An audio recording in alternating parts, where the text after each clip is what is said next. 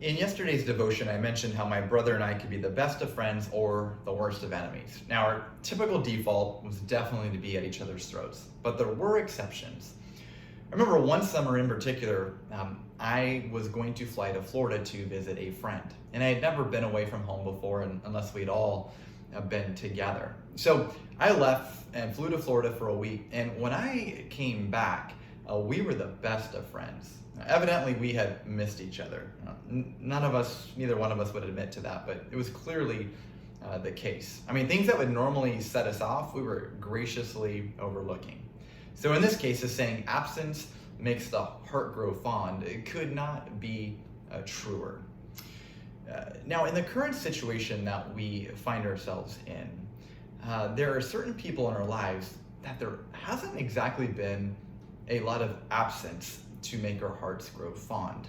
And as a result, this is making it extremely difficult to be gracious and gentle towards them. For others of us, we are reminded of the people we miss. And that is why this passage today is so relevant no matter where we find ourselves. So let's jump back into Philippians 4. We're going to read verses 4 and 5. Rejoice in the Lord always. I will say it again, rejoice. Let your gentleness be evident to all. The Lord is near. Do not be anxious about anything, but in everything, by prayer and petition, with thanksgiving, present your requests to God. I actually read through verse 6, but I'm going to focus on 4 and 5. Now remember, in the first few verses yesterday, Paul is pleading with two women, probably leaders, to get along.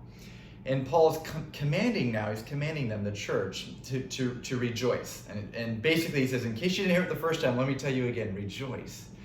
Now, Paul isn't asking them to pretend, to put their heads in the clouds and deny the reality of difficulty. Instead, he's commanding them to intentionally orient their thoughts and to make a decision to be mindful of what they have and who they are because of the Lord. So remember, rejoicing, joyfulness, it's not about a denial of difficult circumstances. It's simply the reality of who we are because of what Christ has done for us. Now, Paul goes on to say, let your gentleness be evident to all. Now, this is so important, so please hear this.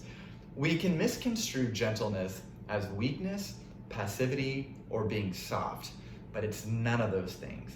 I love a definition that I heard one time of gentleness. Gentleness is using only the strength that is necessary in order to accomplish what is right. And isn't that what is so hard about conflict? Right? We often want to accomplish what is right, but we want to do so with more strength than is necessary. So there's two pitfalls we can fall into when it comes to conflict. First, we can just want to suppress it and sweep it under the rug. But going back to our definition of gentleness, this fails to work towards what is right. The second pitfall of conflict is we can use excessive force by being sharp with our words. And this fails to use only the strength which is necessary to do what is right. So, amidst our conflict, let us strive to be characterized as gentle people, using only the strength that is necessary to accomplish what is right. So let me leave you with this question. With whom do you need to have a gentle conversation with in order to produce what is right?